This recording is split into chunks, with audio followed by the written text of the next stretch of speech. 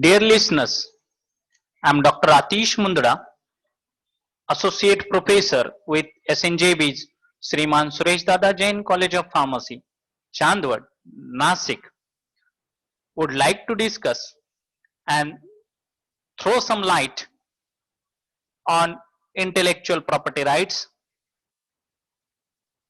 In today's lecture, I'll be giving the introduction to IPR and detailed description about all the properties that comes under IPR will be discussed.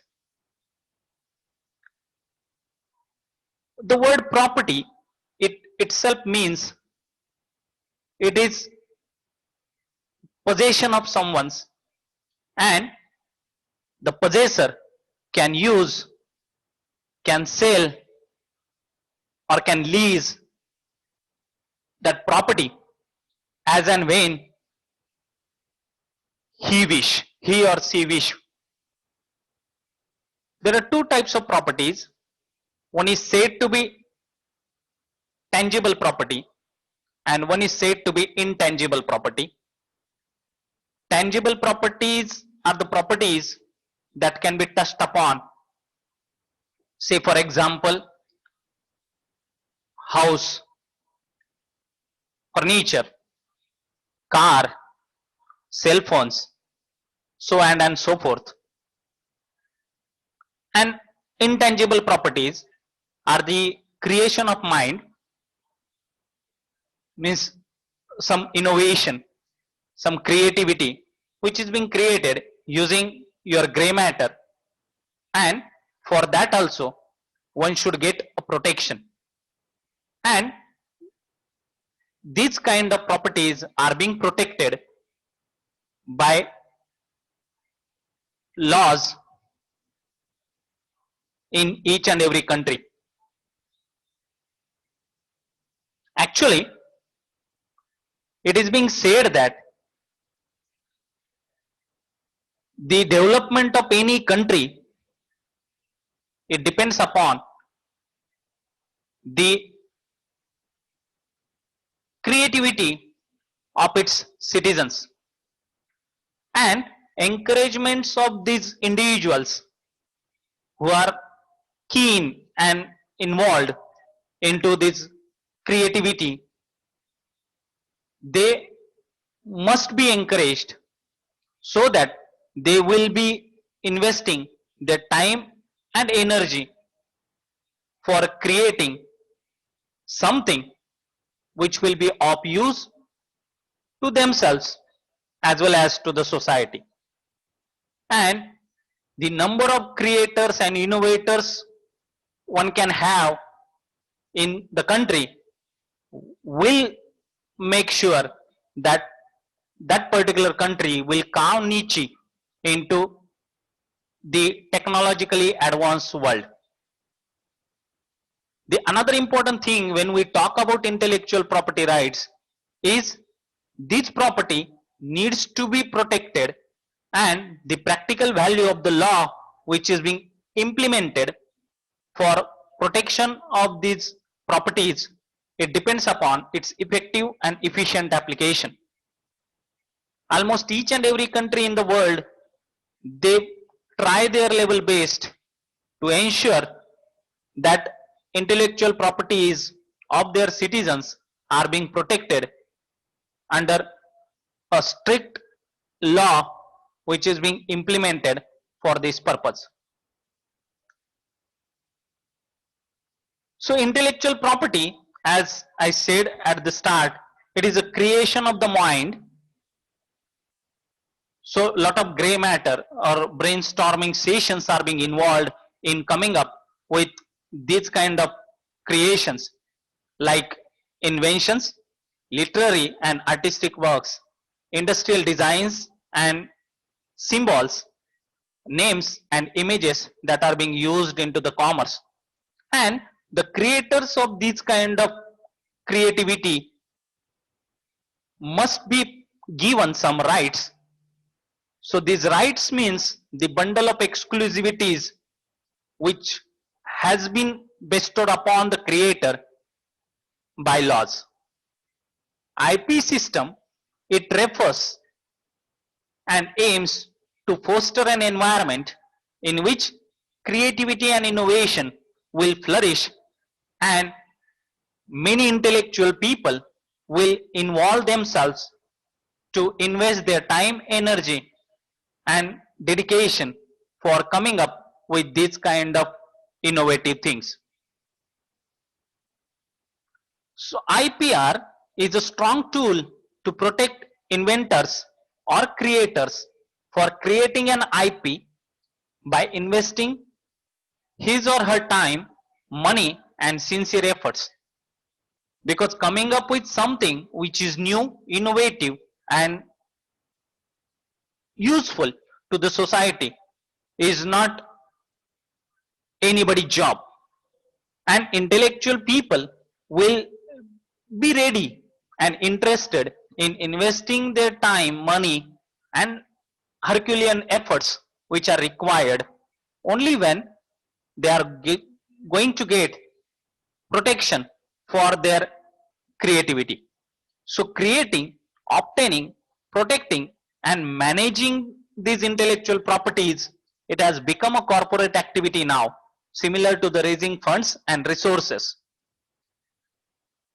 Intellectual property, it play an important role in today's arena because we are witnessing a knowledge revolution, and this knowledge revolution is demanding a strict platform for intellectual property protection and treatment in overall decision making process for this creation of mind.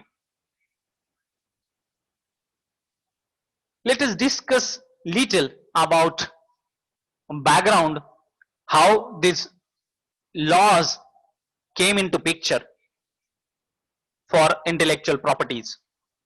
The laws and administrative procedures relating to intellectual properties has its roots in Europe. To be very precise, Great Britain is said to be the country which was really technologically advanced that time, when they used to call the creators and intellectual people all over the world to their country to create something which will be innovative and useful to the society, and they used to give protection to their creativity. Venice, a city in Italy, is said to be the cradle of IP system because the rules and regulations which were framed for the first time was done in Venice, and the other countries followed the suit. Patent Act in India, when we talk about our own country, the Patent Act is more than 150 years old, and its inaugural version came under British rule in 1856. That time, the patent which was being granted used to be given 14 years of time period, which has then amended, and right now the patent term is of 20 years. Initially, when people started talking and thinking about intellectual property rights, only three things were considered under IP, and those three things were patents, trademarks and industrial designs. Now IPR has much wider meaning, and we'll be talking about which are those types of IPs for which protection is being sought in different countries. Before than that, let us discuss in little about those 8 types which are being there. First one is patents, second one is trademarks, third one is copyright, fourth one is trade secrets, fifth one is traditional cultural expression or TCE it is called as, sixth one is plant varieties, seventh one is industrial designs and layouts, and eighth one is geographical indications, or in short it is known as GI. So these are 8 types of IPs which we'll be covering in detail in our next lecture. Now, what is the nature of these IPs and the rights which are being given for these intellectual properties? Actually, all intellectual properties and rights which are given to them, they are said to be territorial rights. Means once you have sought a protection in one particular country, it will be applicable for that country only. And if you want a protection for your creation in other countries, then you will have to apply separately for getting protection for your creativity in those countries as well. This is not applicable to one intellectual property, and that is copyright.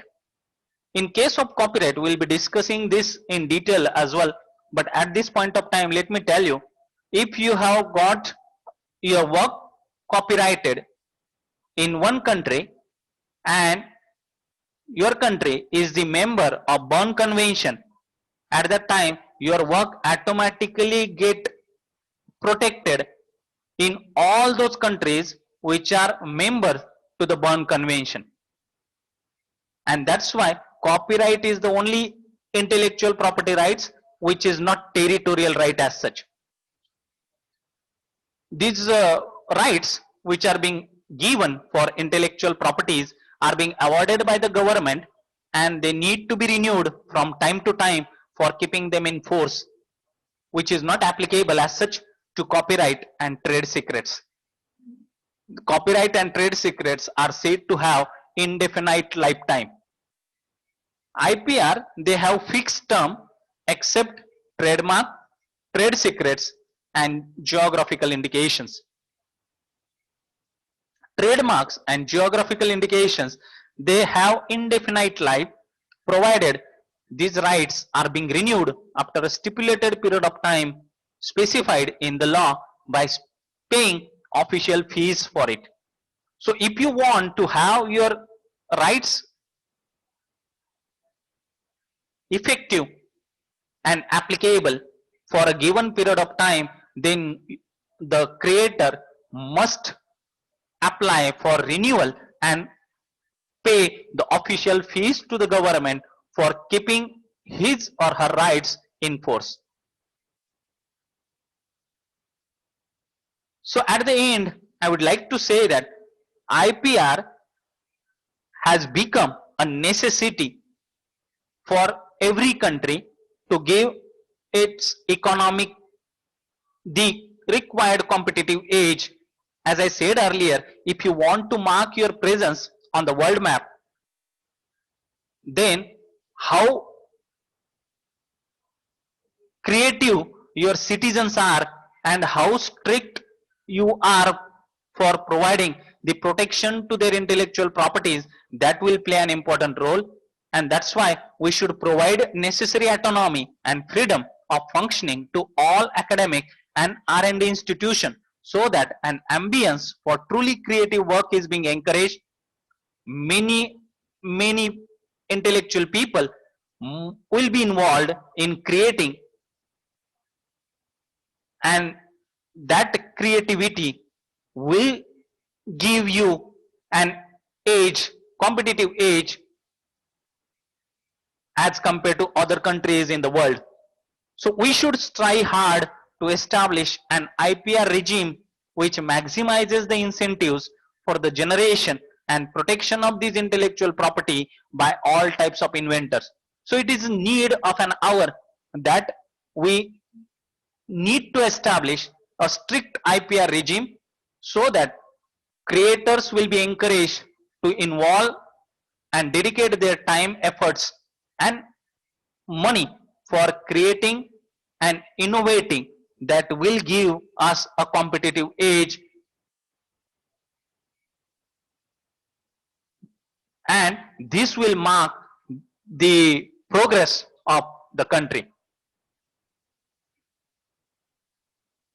Thank you. Thank you very much. In the next lecture, we'll be discussing all these intellectual properties. 8 types of intellectual properties we have seen will be discussed in our next lecture. Thanks a lot.